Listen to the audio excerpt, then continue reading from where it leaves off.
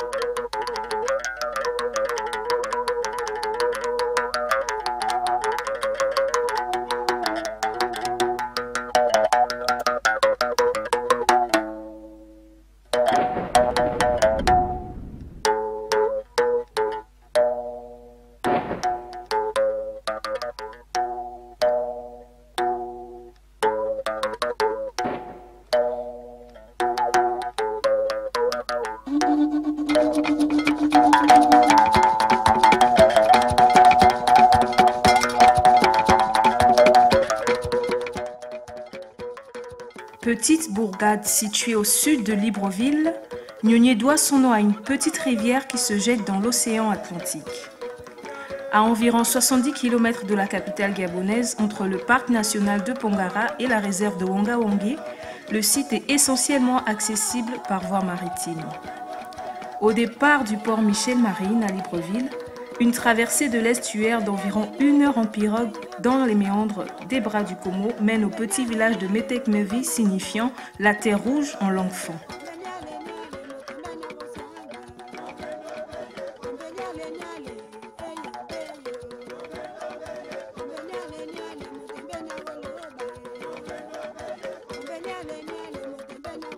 Passagers et bagages sont transférés à bord d'un véhicule 4x4 pour terminer le parcours par la piste, mais avant, petite escale chez le chef qui profite pour nous expliquer l'histoire de ce hameau. L'histoire de ce village, en tant que je le sais, c'est depuis 1960, comprenez. Bon, ça c'est le deuxième village, mais le vrai village de ce village, c'est plus haut qu'on appelle Nchoua Sanam. C'est le clan Sanam qui habitait là avec les autres. Bon, comme il y a eu une partie qui est descendue à Libreville, les autres sont restés. Donc ce village, je le connais depuis 1960. Bon, en connaissant ce village, il y a eu d'abord les forestiers. Les forestiers, bon, tel que j'ai connu, un monsieur Florian, qui exploitait le bois au nom de M. Emmanuel Jean Martin et aussi à mon nom. Donc ça c'est depuis 1960 jusqu'à 1971. L'accueil à Metekmevi est chaleureux. Les responsables du site de Nionyé et leurs clients sont les bienvenus pour cause. L'apport sur le quotidien des populations, des différents va-et-vient de ces aventuriers en partance pour des sensations fortes et génératrices de bien-être est importante. Le site de Nionyé de M. Betty, c'est M. Betty que je connais. Bon, il nous apporte beaucoup. D'abord le transport. C'est grâce à lui qu'on se déplace, parce qu'il n'y a que M. Betty avec ses bateaux. Les gens de Nionyé, les gens de Metekmevi, on demande la permission, ils nous donnent. Par exemple, quand on avait, moi je parle de Metekmevi, quand on avait le groupe, ils nous donnaient le gasoil. Mais pour le moment, on n'a plus le groupe. Bon. M. Betty, c'est lui. C'est grâce à M. Betty. Si ce n'était pas M. Betty, rien à faire.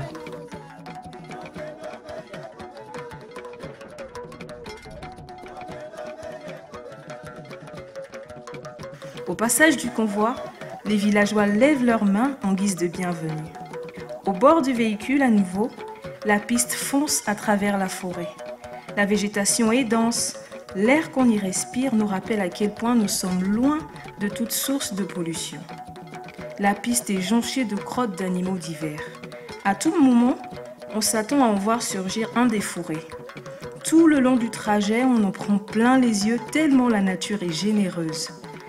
La succession de galeries forestières et des savanes, restées à l'état sauvage au fil du temps, nous laisse sans voix.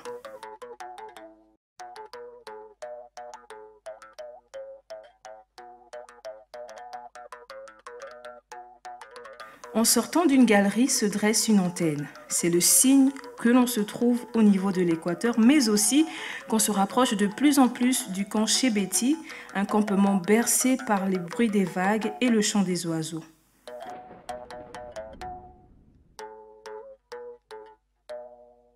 À l'arrivée, nous découvrons un endroit hors du temps, un site naturel splendide des paysans et sauvages.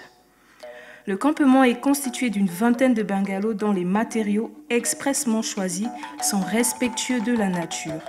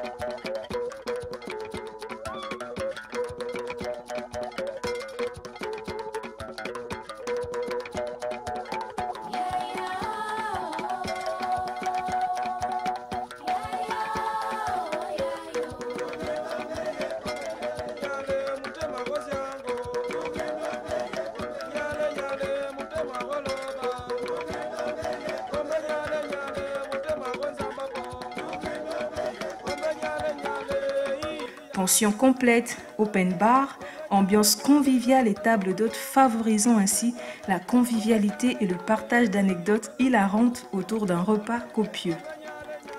C'est la base parfaite pour un petit safari et l'observation des éléphants, buffles, antilopes, potamochères et singes vivant en toute liberté dans leur milieu naturel. La plage est déserte et son sable fin s'étend sur des kilomètres. L'eau est cristalline, aucun déchet industriel ne dépeint le tableau. L'endroit est idéal pour renouer avec Mère Nature.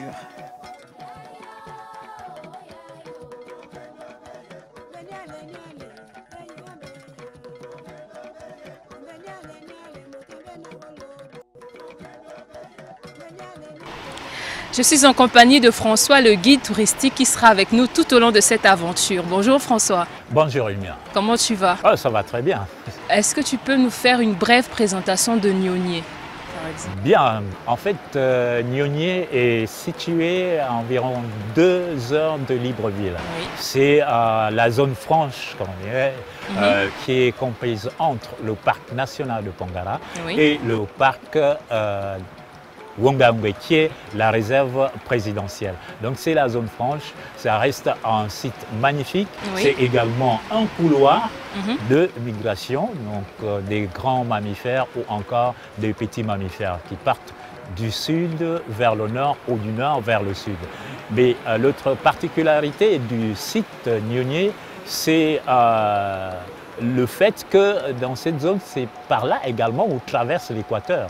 Oui. Donc il y a beaucoup d'attraits assez intéressants pour le site de Gnogné. Et quels sont les atouts généraux que possède Nionier?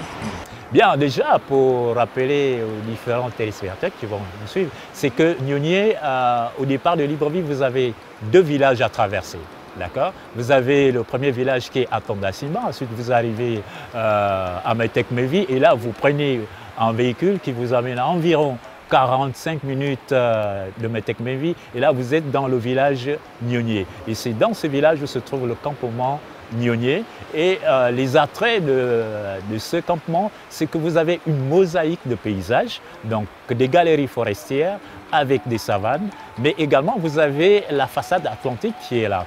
Donc en dehors de ces aspects floristiques et paysagers, vous avez la faune qui la caractérise. C'est l'endroit où on peut observer facilement la grande faune, notamment les éléphants, les buffles et même des espèces emblématiques telles que les panthères, les gorilles. D'accord? Il y a aussi la petite faune qui est là, les céphalophes, les citatungas ou encore des atterrures, mais il y a aussi les galagos ou encore le paresseux. D'accord? Ce sont tous ces éléments-là qui font la spécificité de Nionier. Mais en dehors de ces aspects au niveau de la faune, il y a des éléments très importants. C'est des canyons, des savanes avec des canyons, mais également avec des vallées. Vous avez par exemple la vallée de Guyane. Vous avez, si vous allez plus loin dans la réserve présidentielle, vous pouvez tomber dans les canyons de Bambam. Vous avez des plaines, des images. Donc ce sont tous ces éléments-là qui font la particularité de Nionier. On a un village ici, on a remarqué. Est-ce qu'il y a une ethnie dominante ou des ethnies dominantes? Bien, déjà, c'est ce qu'il faudrait retenir, c'est que Nionier est situé dans le département du Komo-Océan, d'accord, avec un ensemble de villages. Et on sait que la particularité du Komo-Océan, c'est cette diversité de groupes ethniques. Donc, il y a les Mienais et éléphants, mais d'autres groupes venus de l'intérieur. Donc, à Nionier, nous avons une dominance linguistique qui est le groupe ethnique Fang. D'accord? Mais en dehors de Fang, on peut trouver d'autres groupes ethniques. Il y a des Nzébi, il y a des Kota qui viennent pour soit des raisons économiques ou encore un rapprochement familial. Et en tant que visiteur, selon toi, qu'est-ce que ce site a à offrir? Donc en termes d'activité, par exemple, en général, qu'est-ce qu'on peut retrouver? Qu'est-ce que tu préconises aux visiteurs? Bien, c'est ce que je recommanderais aux visiteurs déjà de venir à Nionier parce que vous avez l'avant Nionier, ensuite Nionier.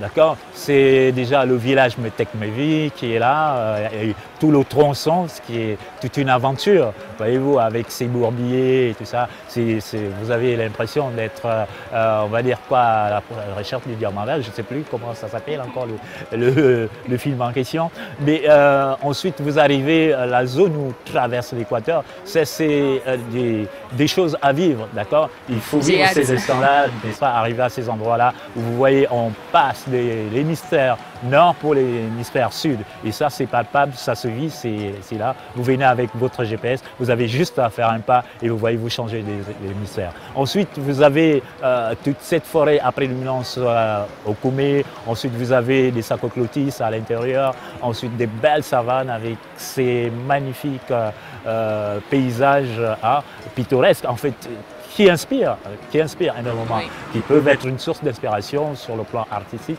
pour ceux qui aiment faire de la peinture ou encore sur le plan cinématographique, même sur le plan de la photographie. Voyez-vous, donc c'est formidable, d'accord? Ensuite, vous avez la structure, même le campement Nionier avec son ambiance conviviale où vous arrivez, vous avez l'impression que vous êtes chez vous, vous êtes en famille et c'est très reposant, c'est accrochant, c'est captivant et vous avez à l'arrière les galeries forestières. Ensuite, vous pouvez faire tous les circuits possibles, les courts, les longs et vous avez aussi l'avifaune que vous pourriez observer, notamment les oiseaux. Si vous êtes là pendant la période de migration, vous pouvez voir des limicoles, notamment c'est ce qu'on appelle, par exemple, pour les spécialistes, bien sûr, ceux qui connaissent un oiseau, vous avez des courlis, vous pouvez voir des sternes ou encore des pseudo-langrins. Tout à l'heure, je venais de voir un canard d'Artlobe ou encore des martins chasseurs. Donc il y a plein d'attraits à vous couper le souffle. De façon à arriver à Niunier, je suis sûr que vous partirez d'ici comblé. D'accord. Tu as parlé de Martin chasseur. Oui. J'ai entendu parler également de Martin pêcheur. Quelle est la différence? L'autre il pêche et l'autre il chasse, aussi simple que ça. C'est au niveau pour les distinguer, il y a les aspects physiques, morphologiques, on va parler ici. Donc, il y a un qui est plus grand, il y a l'autre qui est plus petit. D'accord? On a souvent cette confusion-là. Le martin pêcheur, il est plus petit. D'accord? Il y a toute une variété, il y a plusieurs espèces de martins pêcheurs. Ensuite, vous avez les martins chasseurs. Les martins chasseurs, ce sont les plus grands. D'accord? Les bleus qu'on a tendance à voir. D'accord? Les bleus avec des rayures noires sur les côtés. Donc là aussi, il y a plusieurs spécificités. D'accord? Donc, pour ne pas être barbare sur les noms, donc je préfère être accessible au grand public et dire, OK, il y a deux genres, on les distingue par la taille, tout simplement. Les plus petits, ce sont les martins pêcheurs. Les plus grands, ce sont les martins chasseurs. Et il y a aussi, c'est ce qu'on appelle le martin chasseur géant. D'accord? Donc lui, il est géant. C'est le plus grand. Ok. Merci pour toutes ces informations utiles. On a rendez-vous avec un autochtone, donc moi notamment. Et donc voilà, je vais honorer à ce rendez-vous. Ok. L'équipe installée, cocktail de bienvenue consommé, Xavier le gérant nous donne la genèse du site et les différentes activités qu'on peut y trouver.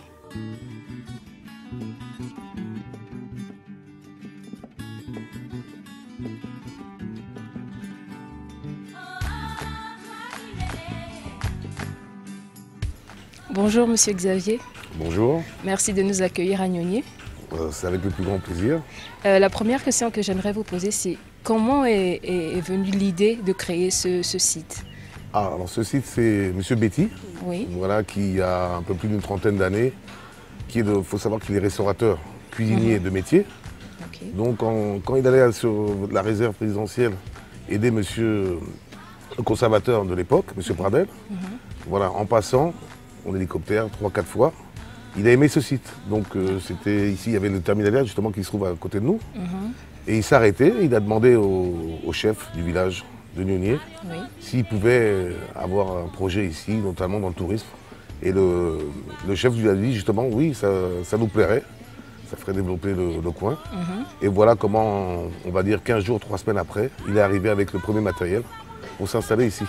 Voilà, rapide, et construire petit à petit voilà, le camp, la structure que vous voyez. D'accord. Voilà, qui est en éternel changement parce que de toute manière, il faut toujours améliorer. Oui. Et depuis combien de temps ce camp existe? Depuis à peu près 31 ans. Ah, mais Voilà, c'est long. ça fait 31 ans que M. Betty est ici. Ok. En tant que, qu'est-ce que les visiteurs retrouvent quand ils viennent à Niunier? Quelles sont les activités? Alors nous, on propose les après-midi, une balade en voiture, ce qu'on appelle safari, voilà, pour faire découvrir, là on va un peu plus loin, dans les terres parce que les animaux se déplacent. Donc pour leur proposer, leur montrer les éléphants, les buffles, les singes. Qu'on a un peu plus de chance, voilà, gorille parce qu'on en a à proximité en forêt. La panthère aussi parce qu'il y a beaucoup de gens qui rêvent de toute manière de voir cet animal et je peux vous garantir qu'il y en a ici. Après le matin, pour ceux qui sont lève tôt, s'ils veulent découvrir, on propose une marche. Donc là c'est avec un guide qui vous montre, si vous avez la chance de croiser les animaux, et on les croise aussi, éléphants, mais c'est pas la même sensation qu'en voiture. Voilà. Et aussi un peu la faune et la flore. Voilà, parce qu'il y a des plantes qu'on ne voit pas forcément en voiture. On leur explique la sève d'Oukoumé, ce qu'on fait avec l'Oukoumé, que ce soit la sève pour les terres indigènes, que ce soit pour les constructions qu'on a ici, les classiques, au village. Voilà, c'est un peu tout ça qu'on fait découvrir et ce qu'on aimerait montrer un peu plus aux enfants ou les gens qui ont la possibilité de venir ici.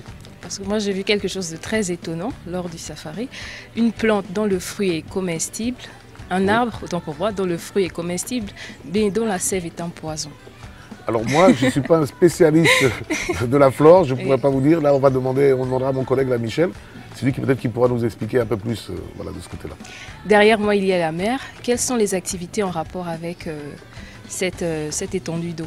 Voilà, justement, nous, on a la chance d'avoir une grande piscine, si on peut dire ça comme ça. Oui. Et nos plages sont particulièrement propres ici. Donc les gens profitent de la baignade. Certains qui aiment profitent aussi un peu des coins rocheux pour venir un peu à la pêche, histoire de se décontracter. Voilà. On a beaucoup d'activités ici et les familles aiment ici. Les enfants sont occupés, Voilà, on voit les animaux, voilà, c'est vraiment un séjour très agréable à faire ici. Oui. Voilà. Et pour les personnes qui nous regardent, qu'est-ce que vous leur diriez pour les inviter à venir à Nioni? Ah ben, moi, je souhaite que mes compatriotes viennent découvrir parce que les animaux se font de plus en plus rares, malheureusement, comme les éléphants et tout ça, et les générations à venir, on l'espère, parce qu'on essaie de sauvegarder, en tout cas l'État gabonais essaie de sauvegarder, mais montrer les éléphants, les enfants voient ce que c'est. Et on est à proximité de Libreville, on est quand même seulement à 2 heures, avec des paysages magnifiques. Donc on est là pour leur expliquer, pour leur montrer. Il ne faut pas hésiter de toute manière pour venir découvrir ce coin.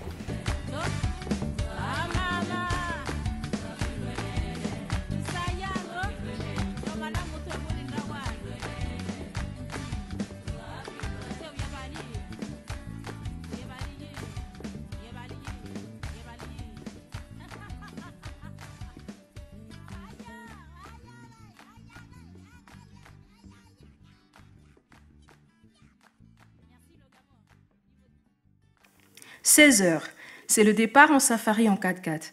Michel, notre guide, nous emmène sur les pistes tracées tout au long des années et là, c'est l'éblouissement total. Le paysage est magnifique, le changement de décor, le jeu de lumière, le passage de la fraîcheur des forêts à la chaleur des vastes plaines, jalonnées de hautes herbes est saisissant. C'est le bonheur, la déconnexion et l'aventure pour les visiteurs, une routine pour notre guide.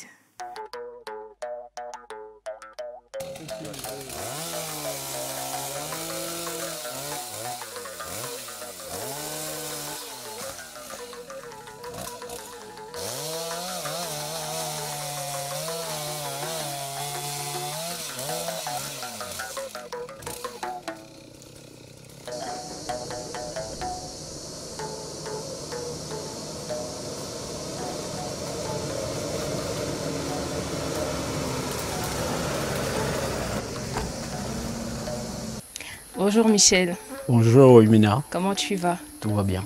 Alors, comment est-ce que tu as fait pour devenir guide touristique? Est-ce que c'est ce que tu as toujours voulu faire? Pas vraiment. J'en avais marre de vivre à Libreville. En fait, je suis carrossier peintre de profession. D'accord.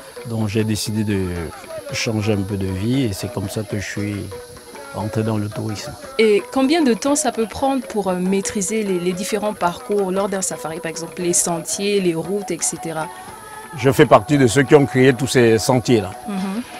Quand je suis arrivé, le seul sentier qu'on avait, c'était celui qu'on a là, jusqu'à la réserve présidentielle où je vous disais hier, dans la zone Ikwata, champ de tir, c'était le seul parcours qu'on avait. On n'avait pas tous les parcours qu'on a aujourd'hui. Donc, c'est avec le temps, on a créé d'autres parcours et voilà quoi. Donc voilà pourquoi je connais à peu près tout par cœur. Et ça fait combien de temps que tu es dans le métier?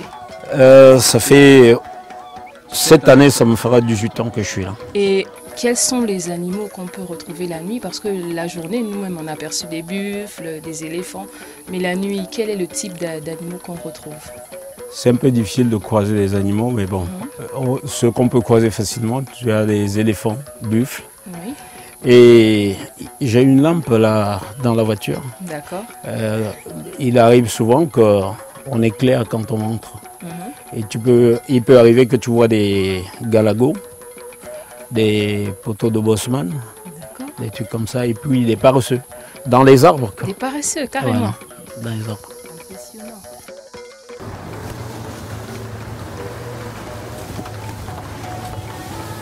D'une main de maître, Michel pousse son 4x4 à travers cet espace féerique tout en marquant un arrêt pour une explication particulière en fonction des rencontres qu'offre le circuit.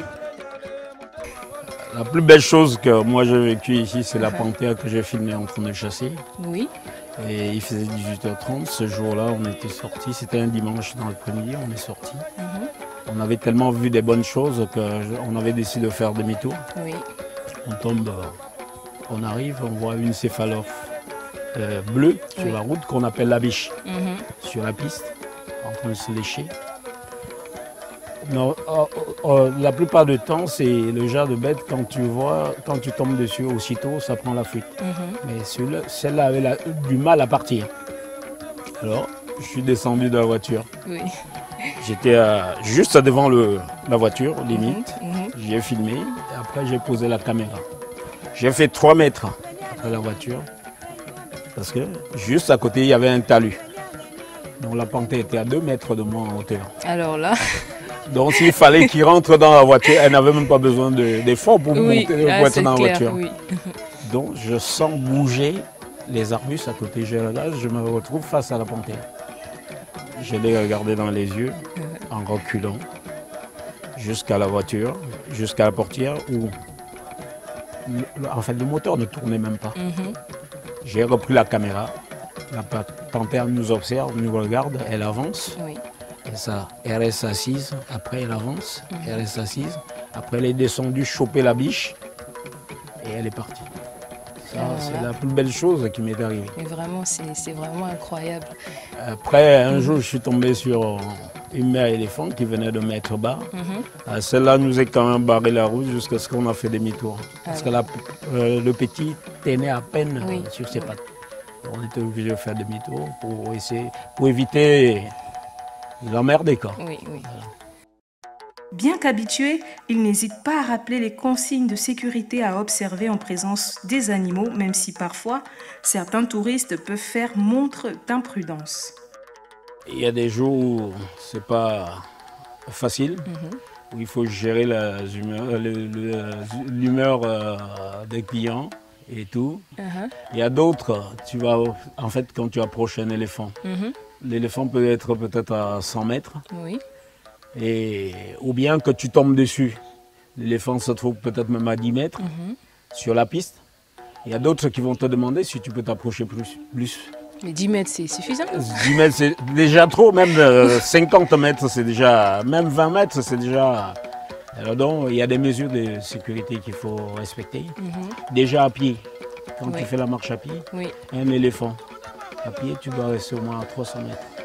Parce qu'un éléphant va plus vite. 3 fois plus vite, 4 fois plus vite que nous. Alors donc, en voiture, si on reste à 100 mètres, 50 mètres, encore ça va.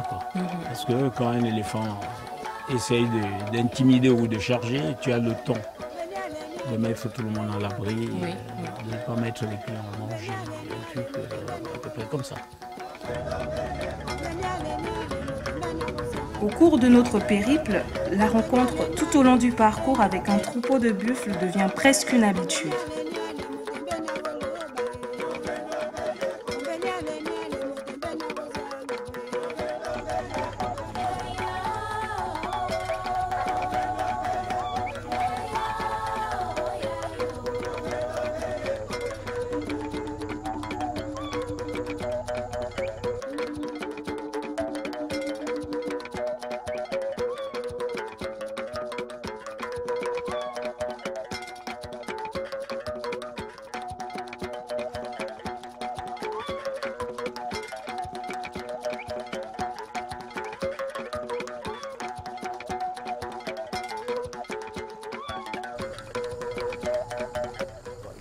Un peu plus loin, extrêmement chanceux, nous croisons un troupeau d'éléphants composé de 5 adultes et 2 éléphantaux.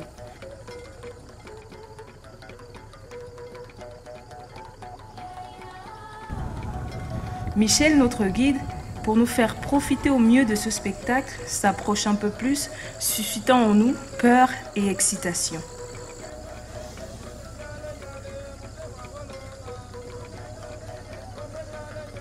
À notre approche, les éléphants mettent tout de suite en place un système de défense et forment un bloc de protection autour des plus petits afin de les mettre à l'abri. Nous démontrons que nous sommes de trop et qu'il ne faut pas trop s'attarder.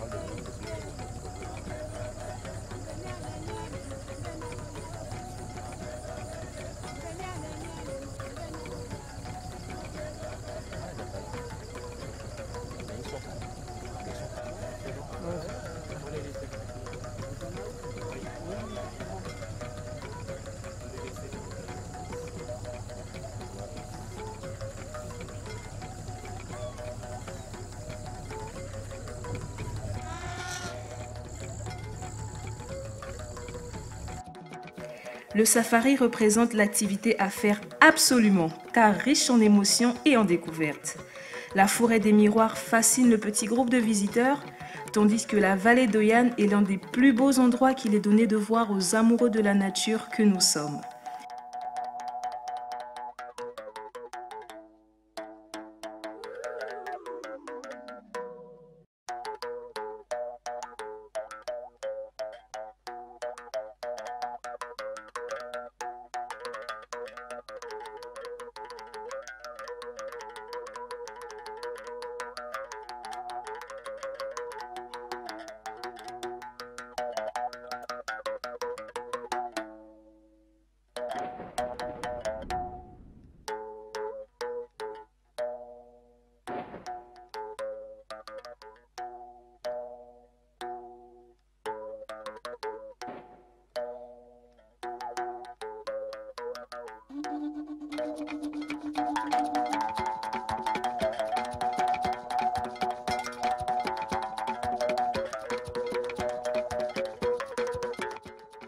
En bonus, un coucher de soleil resplendissant, tandis que des singes sautant d'arbre en arbre à la recherche d'un refuge pour la nuit rendent le moment encore plus magique.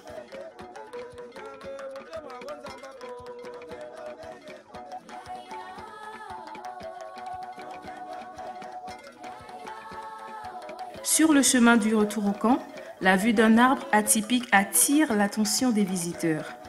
En effet, selon les explications du guide, celui-ci possède un fruit comestible dont raffolent les singes et les gorilles, mais dont la sève est un poison.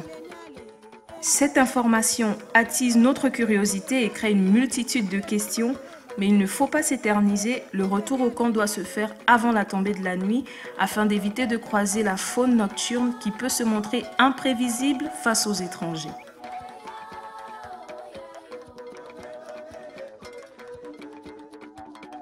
Et lorsqu'arrive l'obscurité, sous un magnifique croissant de lune, la tête pleine d'images et de couleurs et le cœur troublé d'émotions, le petit groupe, de retour chez Betty, récapitule les meilleurs moments du séjour avant de rejoindre leurs bungalows respectifs pour la nuit. Le camp s'endort sous la bienveillante lune venue rajouter sa lueur à ce magnifique tableau.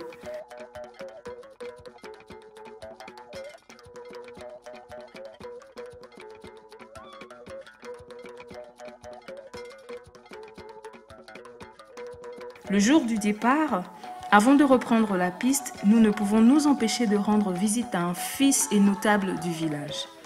Le docteur Norbert Ndong, chirurgien retraité, vit ses vieux jours à Nyonyé. Il nous raconte l'histoire de l'installation des actuels autochtones. C'est depuis que les parents, les aïeux, ont, je dirais par hasard, lors de leur migration, rencontré cette zone parce qu'ils sont arrivés de l'Est, pratiquement du Moyen-Ogooué actuellement, des lacs du Moyen-Ogooué. Les migrations successives ont fait que ces populations venant donc d'autres cieux atterrissent sur le rivage de l'Atlantique, la côte atlantique. D'ailleurs, c'est ce qui a un peu arrêté leur progression vers la recherche du soleil, parce qu'en fait, ils allaient vers l'ouest, là où va le soleil. Et en arrivant donc sur cette côte immense, ils ont choisi le chemin le plus court. Certains voulaient aller vers le nord, vers Libreville, d'autres voulaient aller vers le sud, vers Port-Gentil. Ceux qui ont pris le chemin de Libreville ont marché sur la plage et se sont installés progressivement sur les zones, disons, saines. Ces zones alliaient au moins une rivière à eau potable et au moins une forêt pour faire des plantations. Voilà. C'est comme ça que par hasard, ils sont installés à Nyonyé où ils ont rencontré des peuplades locales. Ces peuplades locales, c'était, je crois, les Pygmées et les Akélés. Nostalgique du passé glorieux de ce village, Dr Ndong, les yeux pleins d'étoiles, nous en relate un petit extrait. Avant nos indépendances, notamment au XIXe siècle, début XXe siècle, ici, il n'y avait que l'exploitation du bois. C'était la richesse numéro 1 de cette zone. Et cette zone a laissé des souvenirs parmi les zones, disons, les plus civilisées, entre parenthèses, par des chantiers laissés par des colons français. Des noms reviennent souvent à la tête. Équata, pas Équata Loisir, hein, mais un autre Équata, c'était un grand chantier forestier. Il y a Ndomlebam, un autre chantier forestier. Et ici, c'était des grands chantiers fixes. Et ici, nous avons connu des forestiers itinérants, presque nomades. Ils venaient 2 ou 3 fois, ils restaient 2 ou 3 ans. Ils exploitaient le bois, notamment l'okoumé, rarement le bois d'hiver, le bois lourd. Et ils repartaient, ils n'ont rien laissé du tout. Ils sont partis. La zone, un site merveilleux, est tombée en désuétude. Les forestiers sont partis.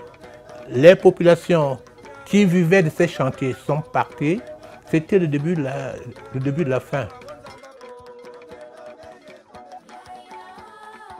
La cohabitation avec le site touristique n'est pas toujours au mieux. Il nous donne son sentiment quant à la présence de l'opérateur économique près du village et de la présence des touristes. Nyonié vit grâce à ce monsieur-là, cet opérateur économique-là, parce qu'il nous donne le courant quand il a de l'argent. Hormis la période du Covid, il n'y a pas de touristes actuellement, il n'y en a pas. Donc il y a un problème majeur, c'est le problème de la lumière. Le problème du transport Libreville-Nyonié. J'apprécie très fort, quand je vois débarquer certains touristes, je suis heureux. Non seulement ça apporte un peu de joie, ça lui permet, lui, l'opérateur économique, d'avoir un peu de subsides pour mieux nous aider, n'est-ce pas? Quand il n'y a personne, comme l'été dernier, bien sûr, il était obligé de couper le courant. Ça a été mal accueilli. Okay? Le fait de couper le courant a été mal accueilli. Le fait au 17 août d'avoir donné un petit panier différent de ce qu'il faisait auparavant, parce qu'il n'avait pas d'argent, en petite parenthèse, il était en France, c'était un adjoint qui l'avait remplacé avec sa fille, mais les gens n'ont pas du tout apprécié. Mais moi qui le connais, qui connaît comment vont les marchés, un opérateur économique ne peut pas faire du bien tous les jours. Et j'ai demandé aux uns aux autres de faire attention, parce que s'il s'arrive de partir, ou bien de bouder et dire que vous n'êtes plus du tout, nous comptons sur qui? On n'a pas de pirogue, on n'a pas de route, parce que les routes que nous empruntons, c'est lui qui entretient les routes là. Hein? Excusez-moi, je ne salue pas mon État gabonais, mais il faut que l'État se manifeste aussi. Les parcs nationaux sont arrivés, nous interdisent de faire des plantations. On va manger quoi? Plus de pêche, on va manger quoi? Voilà la vérité. Tu es malade. Maintenant, pour aller à Libreville, comment on fait? Donc, nous dépendons total de ce monsieur qui nous sert à plus d'un titre. Il gagne peut-être de l'argent à notre dépens, mais nous ne faisons pas mieux. Nous ne nous organisons pas du tout. Avec les touristes, quand ils arrivent, on est heureux. Certains s'arrêtent, certains visitent un peu le village. Mais c'est inouï, le village ne vaut pas ce que l'impression extérieure livre. Nyonié est une pierre précieuse, n'est-ce pas? Et nos rapports sont absolument excellents. Ils posent des questions, certains s'arrêtent. J'ai essayé de leur expliquer ça, mais rien officiellement les intéresse plus du tout parce qu'il n'y a plus personne. Les nets qu'on vendait, le manioc qu'on vendait, les masques qu'on vendait, les balayettes qu'on vendait, hein, nous étions forts en nattes. Les femmes derrière faisaient des nattes.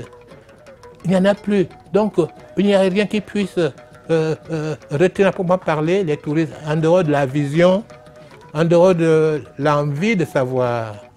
L'envie de savoir. Et quand quelquefois ils ont la chance de rencontrer moi ou quelqu'un du village, on leur raconte un peu l'histoire passée, l'histoire glorieuse de Nyonié, avec ces bateaux-là, les mêlés, les cargos, qui venaient prendre des billes de bois, hein, qui constituaient la richesse première de notre zone en dehors du tourisme. Les touristes sont les bienvenus, bien au contraire. Il n'y a pas autre chose que eux. La présence des touristes, quand ils se fixent, risque d'amener un plus. Ils peuvent nous aider sur certains plans, comme je veux dire, notamment la santé. Une école, il n'y a pas d'école. On n'a jamais eu d'école à Nyonié. on attend du tourisme de faire en sorte que, actuellement tendance c'est l'énergie solaire. Okay? Mais pourquoi, bon Dieu, bon sang, pourquoi on n'arrive pas à comprendre cela dans nos pays? On a du soleil à gogo. Pourquoi ne pas installer? Ametek Mervé, vous avez vu les pylônes? Tous les jours à 18h, ce monsieur, quand il le peut, nous donne la lumière. 18h30, 19h, il nous donne la lumière. Il éteint le matin à 6h. Mais pourquoi ne pas installer dans les villages, ne fût-ce que pour l'éclairage public, pour un peu dissuader les animaux, les éléphants notamment, de venir? Voilà. C'était une espèce de situation difficile à comprendre pour certains, mais facile pour nous. On veut quelqu'un nous aide, parce qu'eux-mêmes n'ont rien. Les populations n'ont rien, il faut l'accepter. Viens parler à la démission de certains. Effectivement, elle est réelle. J'aimerais bien que le verbe soit remplacé par des actes patents, vérifiables, tous les jours.